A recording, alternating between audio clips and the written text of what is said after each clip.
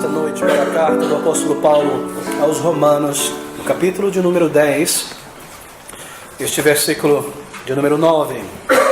Novo Testamento, agora Romanos capítulo 10, versículo de número 9. Palavras tão gráficas, tão tremendas sobre a fé para a salvação. Estas palavras, a saber, se com a tua boca confessares ao Senhor Jesus e em teu coração creres que Deus o ressuscitou dentre os mortos, serás salvo.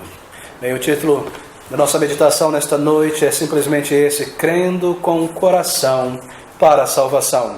Bem, amigos, este versículo em particular, o número 9, é uma definição da fé, ou daquela fé em particular que leva uma pessoa a crer no Evangelho, ao arrependimento e à salvação, à certeza de vida eterna.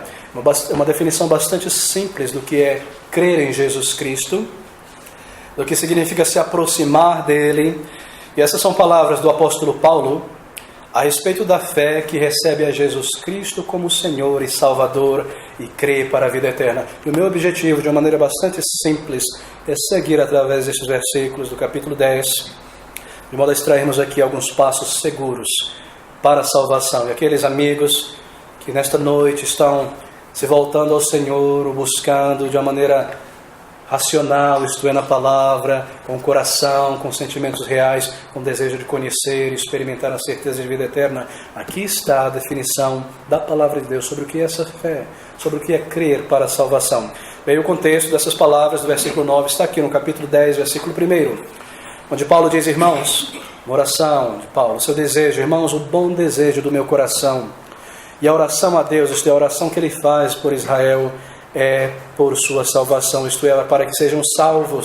Essa é a oração do apóstolo Paulo. Os judeus do primeiro século, do período de Paulo, e todo o estabelecimento religioso judaico imaginavam erradamente, isto é, que por meio de suas vidas litúrgicas, de suas cerimônias, de sua dedicação minuciosa àqueles rituais judaicos, eles encontrariam a graça de Deus e a certeza de salvação. Bem, eles estavam errados a respeito disso, porque as palavras do Antigo Testamento, através dos profetas e da lei, nunca apontou para a salvação por meio de religiosidade.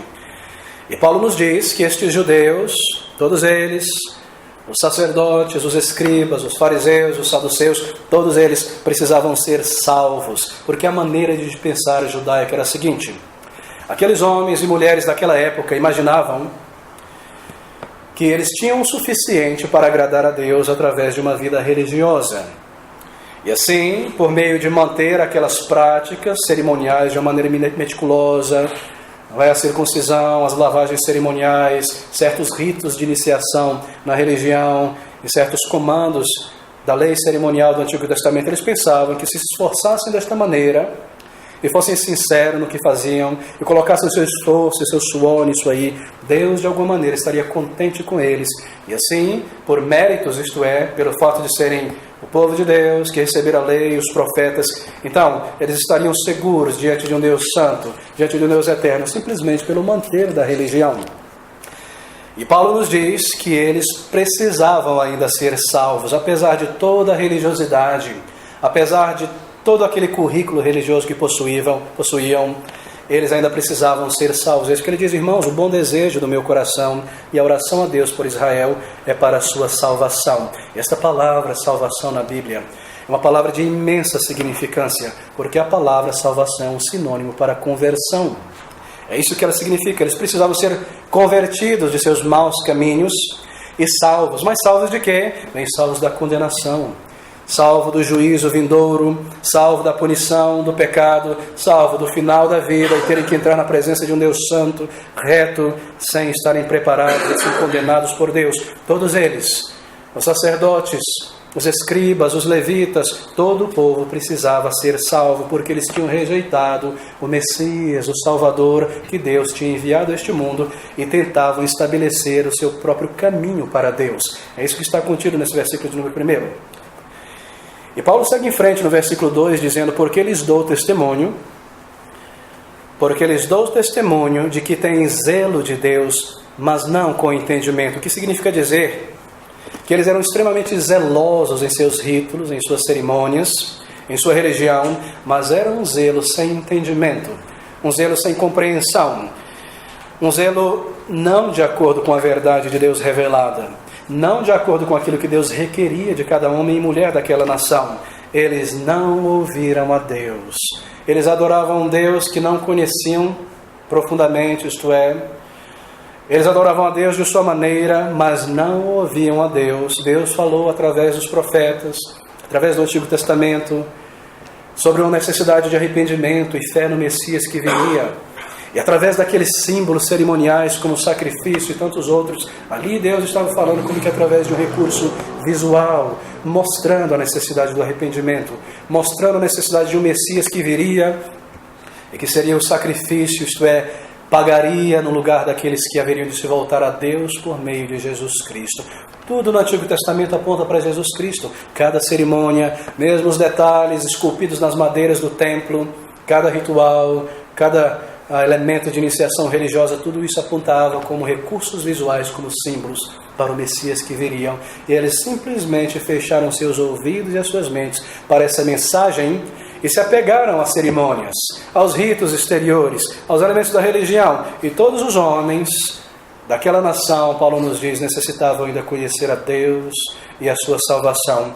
Deus deu àquele povo uma religião, como eu disse, baseada em verdades eternas, sobre o Messias, sobre o caminho de salvação, mas os judeus não ouviram essa mensagem e de uma maneira autossuficiente se apegaram então àquelas figuras, aos sacrifícios, aos ritos e empurraram para o lado a mensagem contida nelas. É como se uma pessoa recebesse um presente, uma grande dádiva embrulhada em uma caixa maravilhosa, e um papel de presente brilhante e belo. Ele olha para aquele papel, tira o presente de dentro, põe do lado e fica beijando e adorando e olhando aquele embrulho. Assim os judeus, eles se apegaram às cerimônias e aos ritos e aos recursos visuais e deixaram de lado a mensagem que falava sobre a necessidade de arrependimento, sobre um Salvador que viria. Certamente não todos eles, porque muitos se voltaram ao Senhor pela fé. E nós lemos a respeito de Davi e de tantos outros no Antigo Testamento que olharam para o Messias e creram na mensagem tão clara do Antigo Testamento e depositaram em Jesus Cristo, olhando para frente pela fé, a sua confiança para a vida eterna. E assim nós lemos, porque eles dão testemunho de que têm zelo, sentiam zelo de Deus, mas não com entendimento, porque imaginavam que pelo simples cumprimento de tais ritos, Deus os receberia. E assim, quando o Salvador, o Messias, apontado por todos aqueles ritos, sacrifícios e cerimônias, veio ao povo, veio para o que era seu, os seus não o receberam. E assim, queridos, a grande maioria não foram salvos. Eles pensavam consigo mesmo: nós somos justos o suficiente diante de Deus. Nós somos o povo de Deus, filhos de Abraão, o povo da promessa, o povo da aliança. Nós não precisamos desse Jesus, esse homem de dores, humilhado, vindo de Nazaré, do interior, não de nós, não nascido no palácio. Nós não precisamos dele. A nossa religião nos garante, a nossa sinceridade, nossos ritos nos garantem a entrada na presença de Deus e a eternidade. E assim eles colocaram de lado a provisão de Deus. Aquilo que Deus proveu para aqueles homens e mulheres para a sua salvação, a dádiva de Deus simplesmente foi trocada e colocada de lado pela embalagem das cerimônias e dos ritos e dos símbolos. Mas obviamente não era isso que Deus requeriu daquele povo, cerimônias. Não era isso que o Antigo Testamento ensinava. E assim, porque eles tinham tomado o caminho errado, Paulo nos diz no versículo 2 que eles tinham um zelo por Deus, mas sem entendimento. O que significa dizer que se nós iremos um dia encontrar a Deus e o seu perdão e a reconciliação com o nosso Criador, nós precisamos ouvir o que Deus está dizendo na sua palavra, sobre a maneira de encontrá-lo, sobre a provisão que Ele enviou a este mundo para a salvação e seguir as suas instruções e crer naquele que Ele proveu para a vida eterna, para a reconciliação, que é Jesus Cristo, seu Filho. Isto é, a justiça que Deus proveu a este mundo para homens e mulheres que não possuem justiça nem retidão alguma diante de Deus. E é isso o que eles não fizeram, mas é exatamente essa oração de Paulo por eles, e é isso que nós precisamos atentar. Veja o versículo 3: portanto, ou porquanto, não conhecendo a justiça de Deus, isto é, a justiça que Deus enviou, que Deus proveu, procuraram estabelecer a sua própria justiça, não se sujeitaram à justiça de Deus. E ele segue em frente explicando. Primeiro, Paulo diz que eles não entenderam a grande santidade de Deus, que eles não entenderam o caráter de seu Deus, um Deus glorioso, santo, e por não entenderem, eles imaginaram que simplesmente ritos e sacrifícios poderiam agradar a Deus quando o nosso coração está contaminado e rebelde e longe de Deus, e nós somos homens e mulheres pecaminosos, marcados e manchados por nossos pecados diante de Deus. Eles simplesmente não entenderam esta mensagem sobre um Deus santo e sobre o seu caráter, que nós não temos adorado a Deus, nem servido de coração, mas prestado a Ele um culto de lábios, litúrgico apenas, nem o amado, nem o estudado, nem dirigido a Ele as nossas vidas e o nosso louvor. E nós temos pecado contra os seus mandamentos santos, e temos mentido, enganado e feito todo tipo de coisa desagradável a Deus, e assim a nossa mera religiosidade não pode ser aceita diante de Deus, porque tudo que nós oferecemos a Ele está manchado pelos nossos pecados.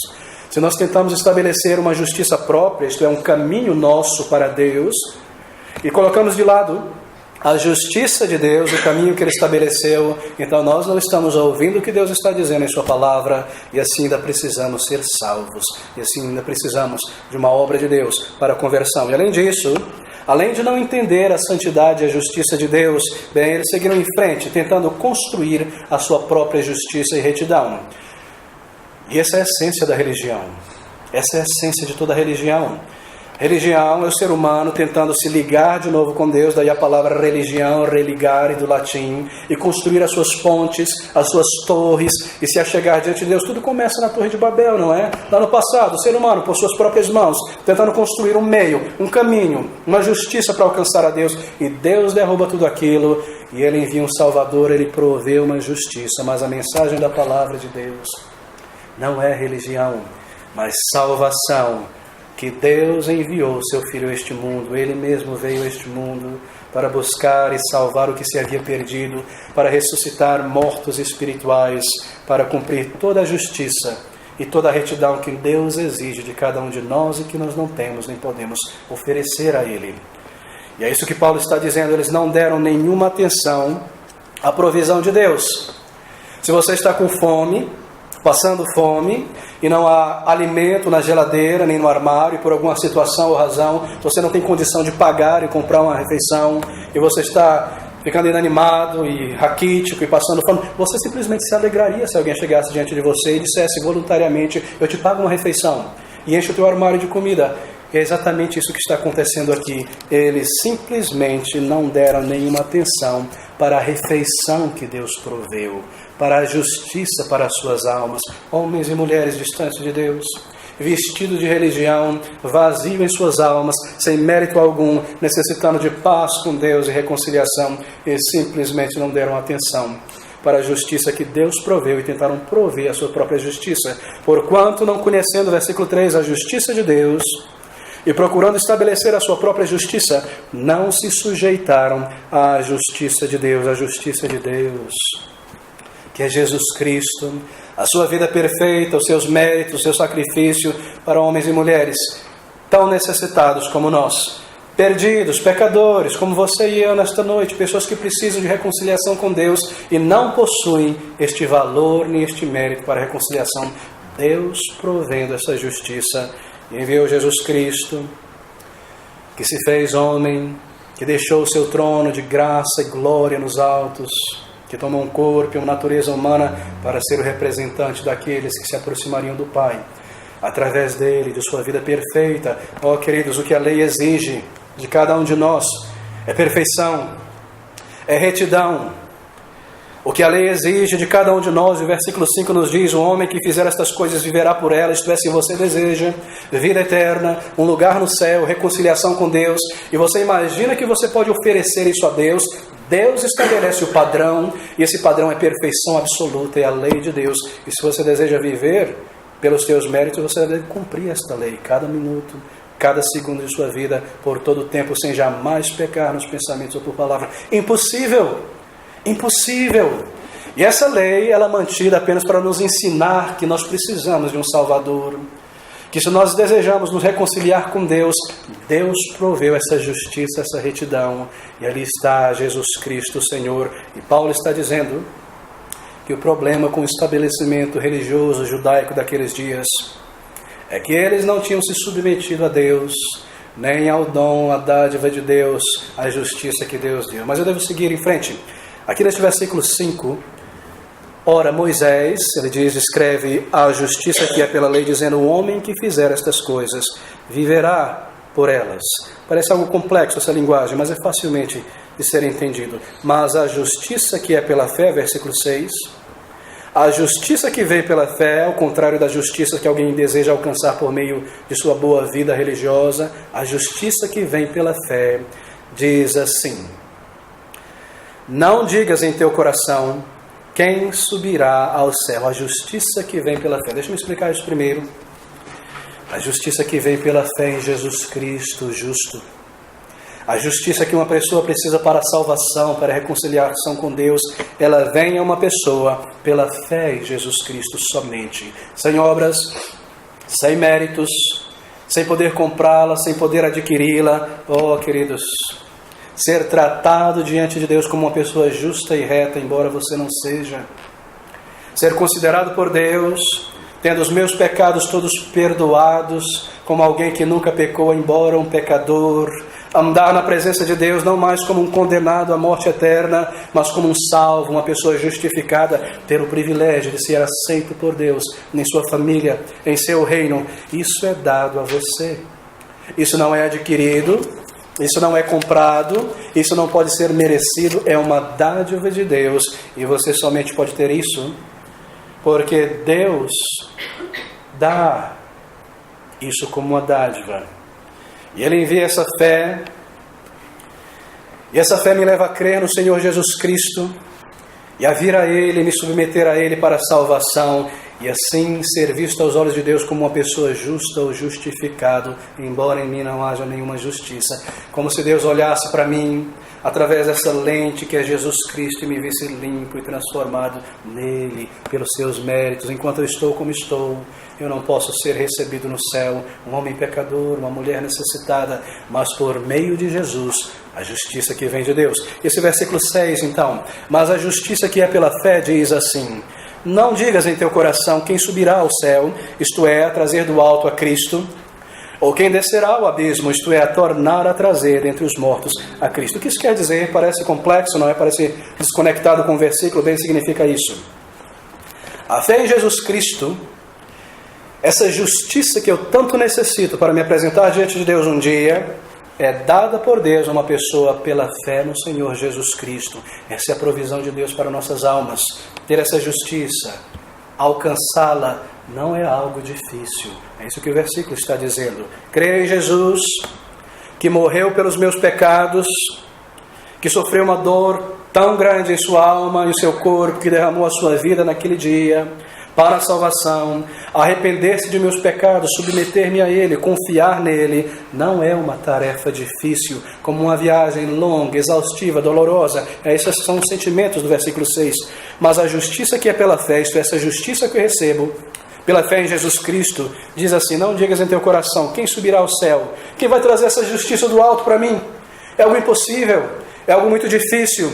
Se essa justiça que não vale nada por meio das obras é tão cansativa, minuciosa, difícil, parece que só poucos podem conseguir alcançar esse padrão de faquir, como assim dizer, para agradar a Deus de alguma maneira, e ela não vale nada diante de Deus, quanto muito mais essa justiça que vale alguma coisa. Quem subirá ao céu? Quem descerá ao abismo? Você se pergunta como eu posso colocar a minha fé no Salvador, em Jesus Cristo? Isso é muito difícil. Será que é algo difícil? Será que é como uma jornada através das montanhas, dos rios, dos vales, para buscar a Deus, a Jesus Cristo e tê-lo próximo de mim e minha vida? Não, essa fé ou essa justiça que vem pela fé, ela não é complexa, ela não é difícil.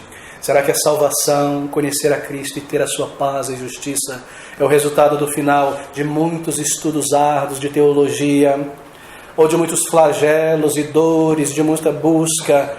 Oh, ter o Salvador em minha vida, ter o seu perdão, ter a reconciliação com Deus. Será que é como subir ao céu para encontrar impossível para mim? Algo difícil? Essa é a linguagem do versículo 6 e do versículo 7. Mas não, diz Paulo, não, nada disso. Você precisa apenas expressar a sua confiança nele, a sua fé nele, e você faz isso com a boca e com o coração. Veja o versículo 8. Mas que diz? A pergunta do versículo 6 é: mas a justiça que é pela fé diz assim. Pule para o versículo 8. Que diz ela? A palavra está junto de ti, na tua boca e no teu coração. Esta é a palavra da fé que pregamos, a palavra do Evangelho. Não é difícil. Essa justiça para a salvação, para a reconciliação com Deus, essa retidão de caráter, de justiça para entrar no céu, não é algo complexo, difícil de ser alcançado, que envolve milhões de reais, que envolve muitos anos de estudo e sacrifício. É tão simples. A palavra está junto de ti, ela não está longe, na tua boca e no teu coração. Esta é a palavra que pregamos. Bem, você tem que ir a algum lugar, será para encontrar a Jesus Cristo? Será que você precisa fazer alguma coisa que envolve méritos? Não é necessário ler todos os livros de teologia que já foram escritos, nem estudo rigoroso, subir a uma montanha, se isolar em um mosteiro, sangrar os teus joelhos subindo uma escadaria de uma igreja, fazer por onde. Não, essa justiça não é o resultado de méritos. Não é algo difícil, ela está próxima de você. E aqui está o fluxo do raciocínio que nos leva ao versículo 9. A saber, se com a tua boca confessares ao Senhor Jesus, e em teu coração creres que Deus o ressuscitou dentre os mortos, veja, serás salvo. É fácil expressar fé em Jesus. É fácil receber a justiça que Deus proveu. É fácil encontrar o Salvador. É feito com a boca e com o coração. Está próximo de você, diz o versículo 8. A palavra está junto de ti. Não está no topo de uma montanha, nem ao final de um seminário, nem depois de muitos e muitos anos de estudo árduo. Não, está aí bem junto de você, na tua boca, no seu coração, uma oração de arrependimento, uma fé sincera no coração, uma mão vazia estendida ao Salvador para a salvação e para a riqueza, para receber a justiça que é sem méritos. Está aí ao teu lado. Ela não diz quão difícil será, quão complexo é ser salvo, quão difícil é encontrar o Salvador e receber a justiça de Deus. Oh não, queridos, a palavra está junto de ti, versículo 8. O que você precisa fazer está em você. A palavra de arrependimento, isto é, de confissão de teus pecados, é feito por você mesmo. A palavra de um coração quebrantado, crendo, confessando os teus pecados a Deus, porque a salvação vem através da fé, por arrependimento de pecados. Cristo não está longe, amigos. Cristo Jesus não está distante. A justiça que Deus proveu para homens e mulheres tão necessitados como cada um de nós nesta noite não é algo complexo, difícil, longínquo, algo difícil de se entender, está aí tão próximo. Reconhecimento de pecados, fé no Salvador que veio a este mundo na justiça de Deus, palavras dirigidas ao Pai em arrependimento, crendo. Quão profundas são essas palavras. O Salvador tão próximo, não por meio de liturgias, cerimônias, práticas. Não é uma tarefa possível, difícil de alcançar a salvação. Oh, queridos, versículo 6. Mas a justiça que é pela fé diz assim.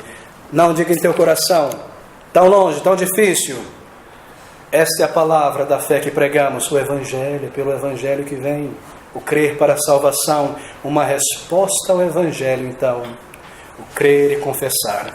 Então este versículo 9, tamanha importância, a saber, se com a tua boca confessares ao Senhor Jesus, ou melhor traduzindo, a Jesus como Senhor de tua vida, e em teu coração creres que Deus o ressuscitou dentre os mortos. Por que ressuscitou dentre os mortos e não em sua vida perfeita? Porque a ressurreição dentre os mortos é o selo de que toda a sua vida e a sua obra e o seu sacrifício foi aceitável. Assim tudo isso está incluído. E creres na obra de Jesus Cristo. Então a promessa é esta: serás salvo. Bem, crendo com o coração para a salvação. Sim, salvação, justiça de Deus, reconciliação com o nosso Criador, não é o resultado de uma vida religiosa. Não é o resultado de obras, de caridade, de muito estudo religioso, de esforço pessoal, de bons pontos morais, de bons sentimentos e pensamentos, como Paulo demonstrou. É pela fé, através de arrependimento de pecados, como ele diz no versículo 9. Bem, o que é a fé? Essa é a grande pergunta para esta noite. O que é essa fé, então? Essa fé para ser salvo em particular? Bem, a fé é algo que você exercita na mente.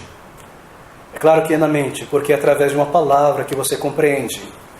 Sim, você crê com a mente, mas embora você creia com a mente, você não fica por ali. Embora você creia nessas verdades do Evangelho, diga a si mesmo: sim, eu creio que Jesus é o Salvador. E eu creio no arrependimento e na fé nele, e no perdão de pecados, que ele veio ao mundo e que este é o único meio de salvação. É verdade, é lógico, faz sentido. É necessário essa mensagem, eu creio nisso intelectualmente. Com a minha mente eu creio que ele sofreu naquela cruz de dor e agonia, e que ele ressuscitou, e que Deus aceitou o seu sacrifício. Mas esse crer com a mente talvez não me leve a lugar nenhum.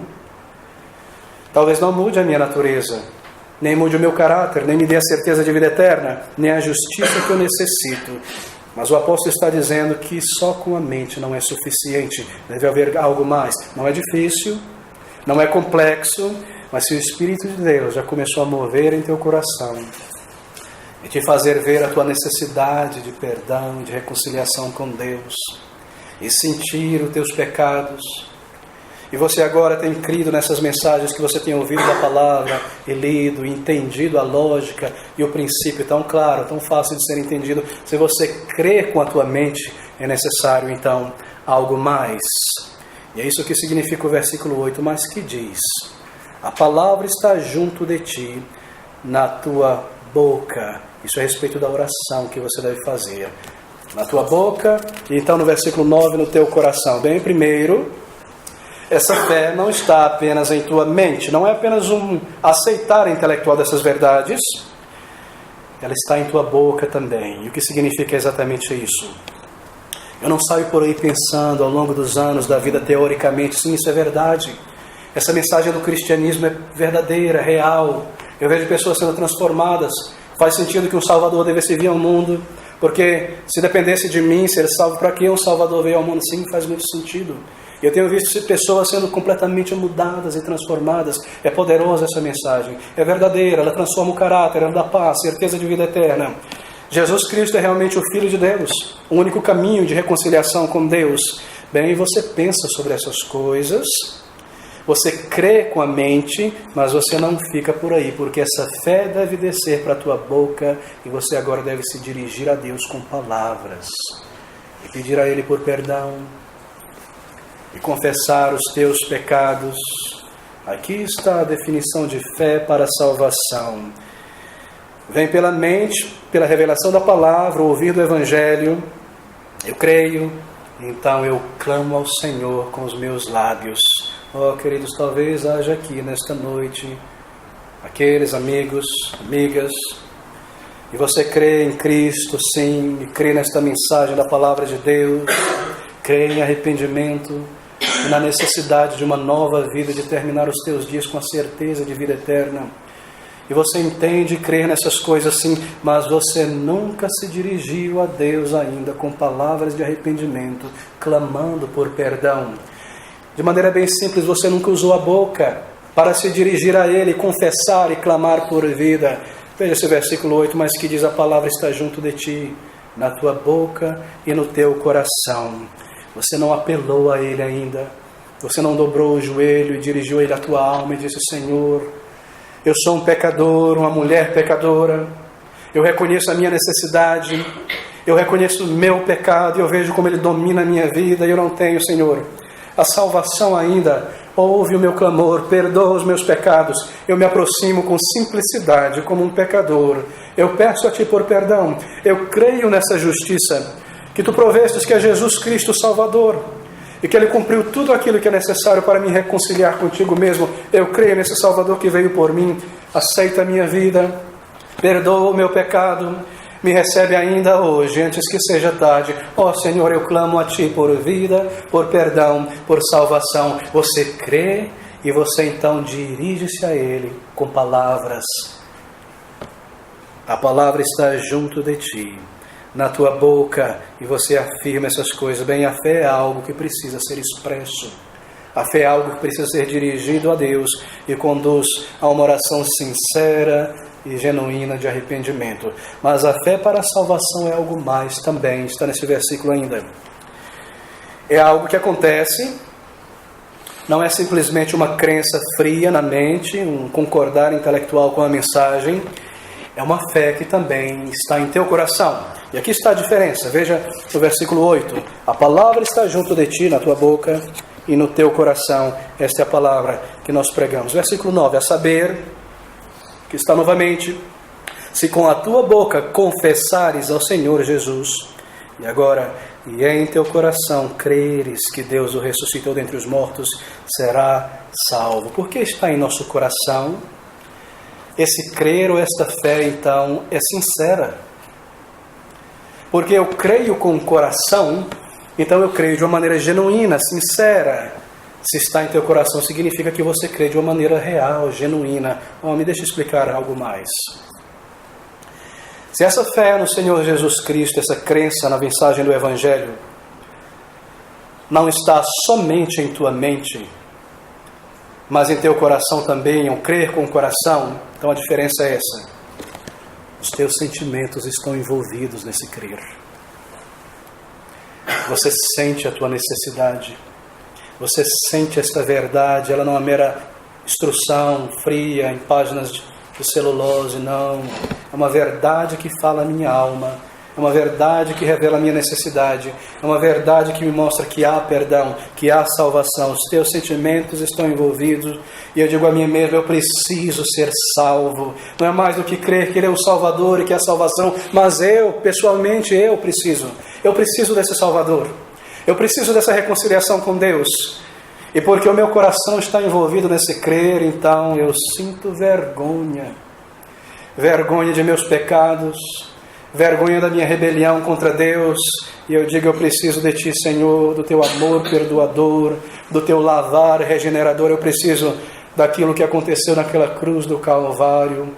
Eu preciso ser transformado, eu preciso de perdão, eu preciso de salvação.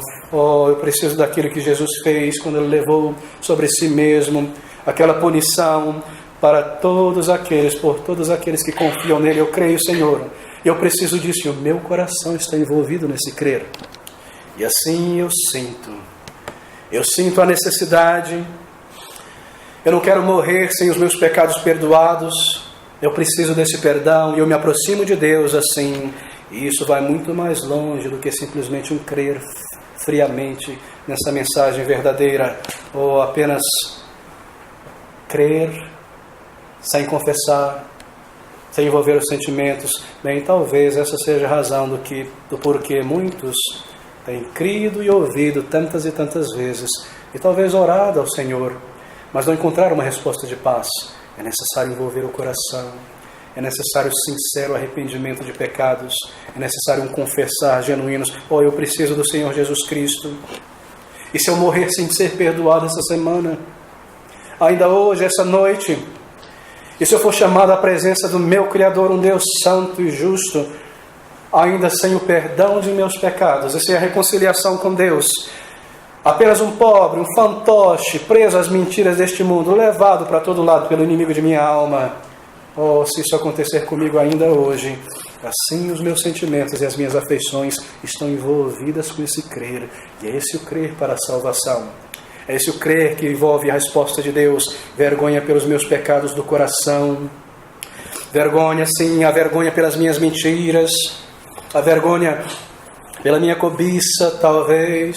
A vergonha por toda a minha imoralidade, a vergonha por tanta rebelião no coração, a vergonha por toda a sensualidade, a vergonha por toda a incredulidade, tudo aquilo que está errado comigo, a vergonha por tudo isso, porque eu creio nessa mensagem, eu venho em arrependimento, e o meu coração está envolvido, e eu confesso ao Senhor com sentimentos reais, e Ele que vê o coração dá uma resposta de paz e a certeza de vida eterna. Essa é a fé que creio. E quando eu creio com o coração, então há genuinidade no meu crer. Eu não sinto apenas essas coisas, a minha necessidade, o meu pecado hoje à noite, no domingo, e amanhã eu já esqueci tudo. Eu já voltei ao mundo e voltei a viver aquelas coisas. Se está somente na mente a se crer, então é bem possível que eu vou me esquecer amanhã e depois de amanhã. Mas se eu creio com o coração, então essas coisas ficam comigo. Eu não consigo parar, e eu percebo que eu sou um pecador necessitado, que eu preciso do perdão de Deus, e essas coisas me preocupam, me deixam ansioso, e eu não vou parar e não consigo me sossegar até que eu tenha uma resposta de paz, até que Deus ouça o meu clamor e me dê a certeza do perdão e a certeza de vida eterna. Quando eu creio com o coração, essa fé é genuína. Essa fé não me deixa parar e me faz buscar de todo o coração, com intensidade, até encontrar o perdão de Deus. Quando eu creio com o coração, eu mesmo fico chocado e perplexo pela maneira como eu vivi por tantos anos diante de um Deus santo que deve julgar o pecado, pelas coisas que eu fiz e falei contra Deus, contra outras pessoas, pela maneira que eu lidei com o meu corpo, com a minha vida. Eu me torno perplexo e chocado que eu tenha vivido dessa maneira. Quando eu creio com o coração, eu vejo a condição da minha alma e os meus pecados, e isso me leva a me aproximar do Salvador para o perdão, para o lavar regenerador, para a salvação. Quando eu creio com o coração, eu ouço e entendo sobre Jesus Cristo Salvador.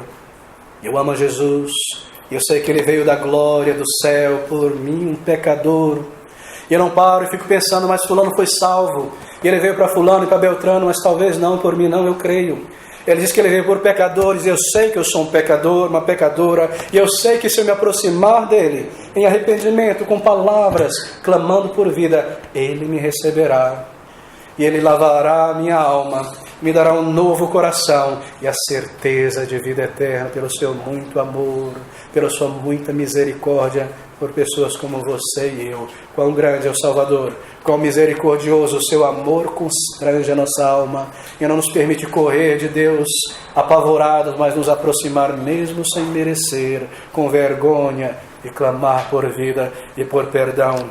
Nós pensamos sobre o benefício que Ele fez, quando nós cremos com o coração, tudo aquilo que Ele alcançou naquela cruz de dor e agonia. Oh, queridos, se você é um estudante e você está iniciando, e alguém vem a você e te diz, olha, eu vou pagar todas as mensalidades, e a tua acomodação, e todos os teus livros, e todas as palestras e viagens para congressos, isso seria um benefício maravilhoso. Você ficaria surpreso e pasmado com isso? Ou se você está doente e precisa de um transplante de fígado, e não há ninguém na tua família compatível com teu fígado, e alguém que você pouco conhece vem a você e diz, eu te darei uma parte do meu fígado, eu farei esse transplante, me submeterei a isso. Oh, você certamente ficaria maravilhado e admirado, não é?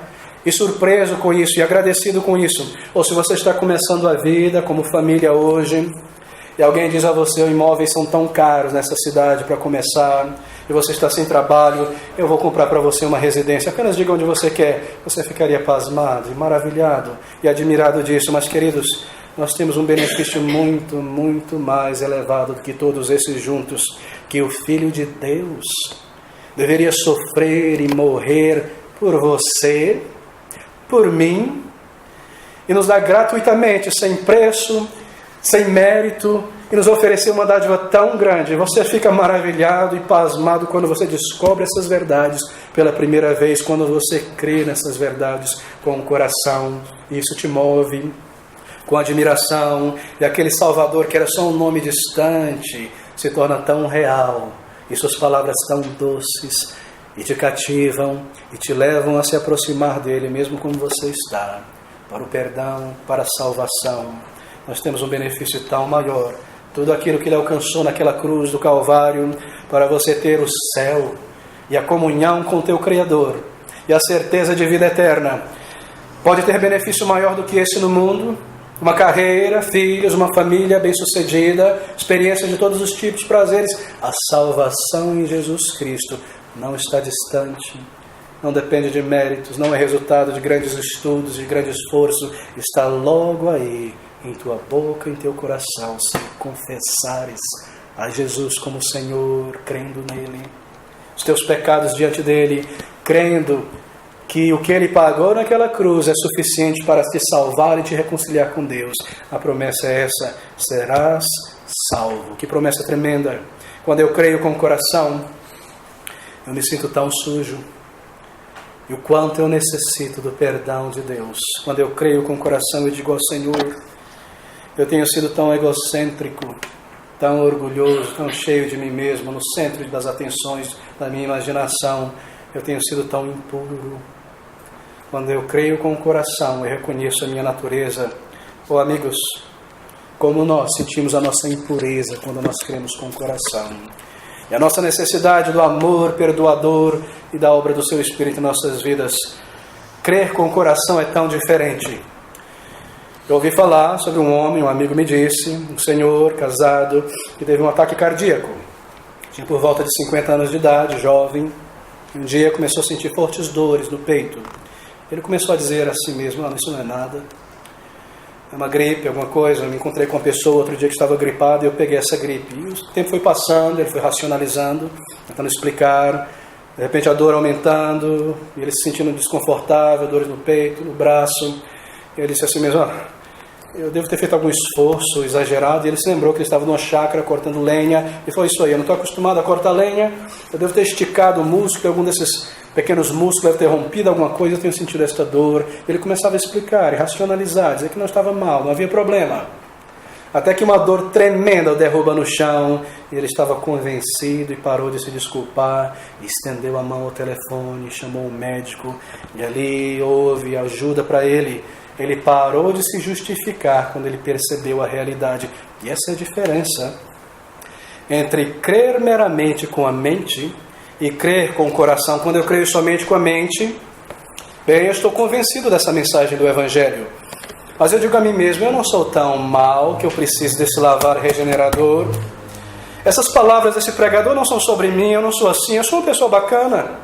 Eu não sou tão sujo na alma, eu não sou tão rebelde no coração, eu não sou tão mal. Eu começo a racionalizar. Eu não preciso de um arrependimento completo, total, diante do Salvador. Eu não preciso vir por inteiro. Não, eu não sou tão necessitado assim. Deus não faria isso com o ser humano, condená-lo à morte eterna por alguns pecadinhos. Mas quando a fé desce para o coração, e eu estou convencido então dos meus pecados e da minha distância de Deus, então eu estou convencido e eu paro de me justificar, de racionalizar.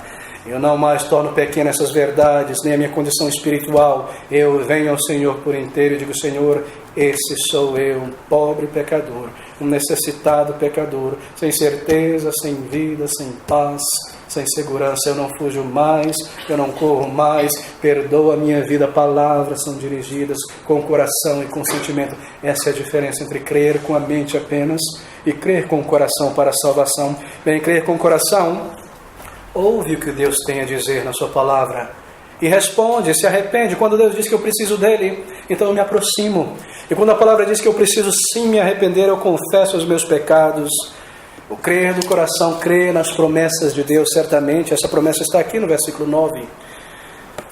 A saber, se com a tua boca confessares ao Senhor Jesus e em teu coração creres que Deus o ressuscitou dentre os mortos, veja a promessa, serás salvo. Essa promessa é repetida no versículo 13. Porque todo aquele que invocar o nome do Senhor será salvo. Quão tremendo são essas palavras.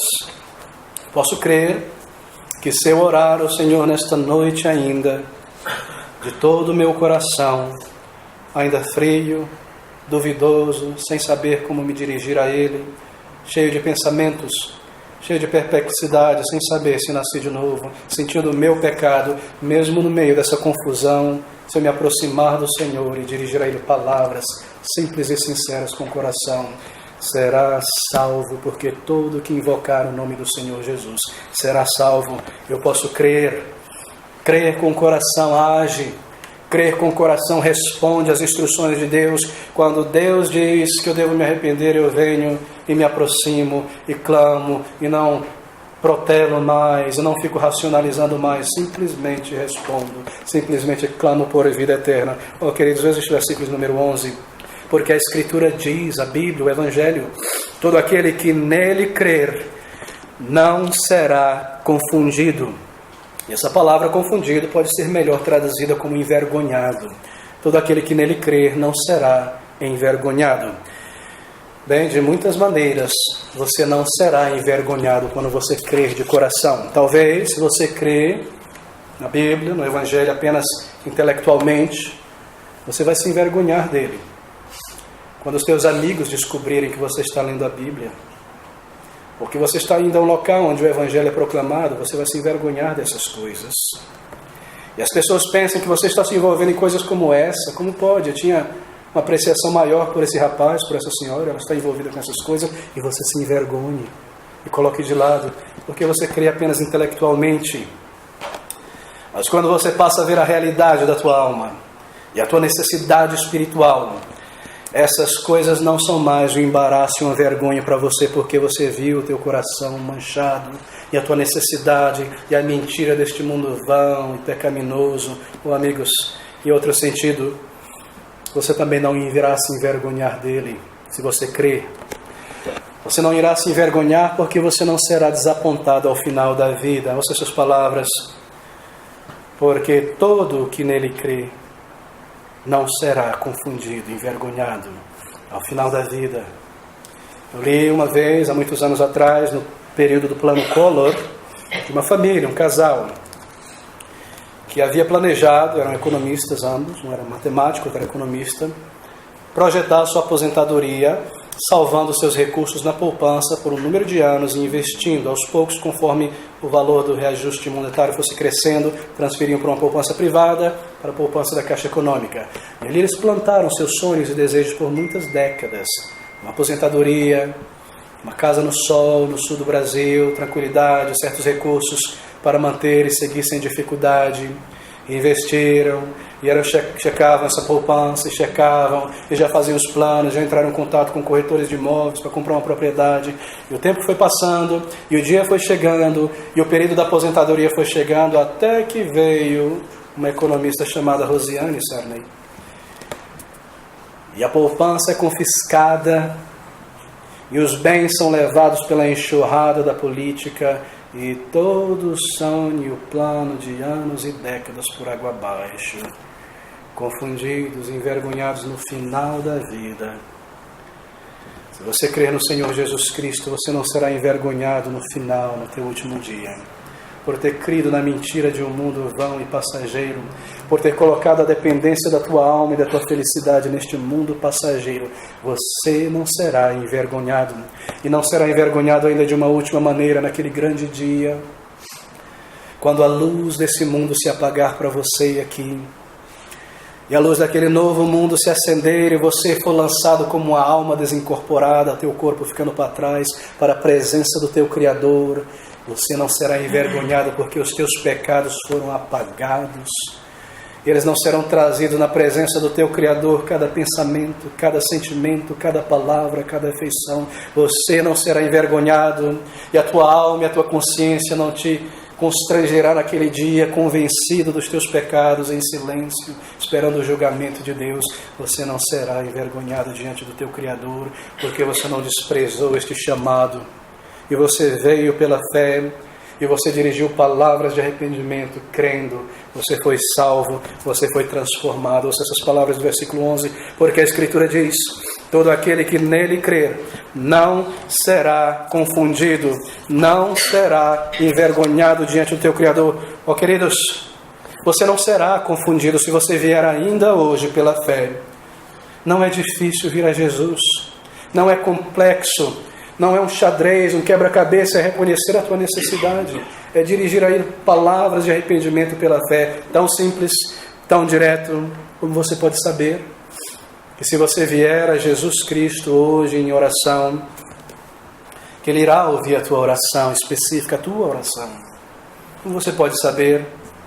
Se você disser ao Senhor: Senhor, eu confio em Ti nesta noite, eu me arrependo de meus pecados, eu te peço a salvação da minha alma. Como você pode ter certeza? O versículo 13 responde: porque todo aquele, é para você essa palavra. Se nesse versículo estivesse escrito o meu nome, eu teria dúvidas que está dizendo a mim.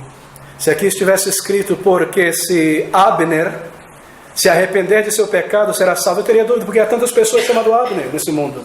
Pessoas que viveram antes de mim. Será que não é para ele, para aquele outro Abner, para lá no outro país? Mas por que aqui diz: porque todo aquele, todo homem, toda mulher, todo pecador, por mais vil, por mais cínico, por mais frio, por mais irreverente, por mais raso que seja, por mais sujo, por mais imoral, por mais duvidoso, para todo aquele que nele crê. E invocar o Senhor crendo, usando os lábios e o coração. A promessa de Deus está aqui: será salvo, porque todo aquele, se você fizer isso de coração, é uma garantia de Deus, é uma garantia do teu Criador. Oh, amigos, não é difícil vir ao Salvador. Veja esse versículo 6. A justiça que é pela fé, ela não diz que entrará o Salvador a este mundo. Quão difícil será essa jornada? Quão caro será salvo? Não é difícil. Se você for sincero e apenas se arrepender de coração, crendo no Salvador, e dizer a Ele a tua necessidade, e se derramar diante dEle como um pecador, entregar a tua vida, você certamente receberá o perdão e a certeza de salvação. É uma promessa de Deus. Venha a eles, venha a Jesus, venha a Ele.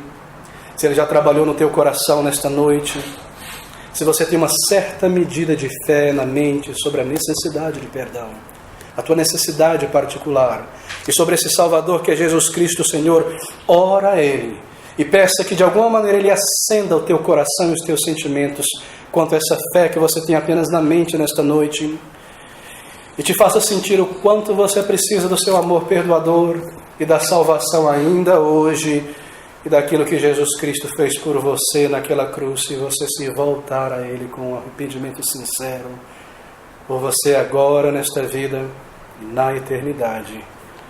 Vamos orar juntos.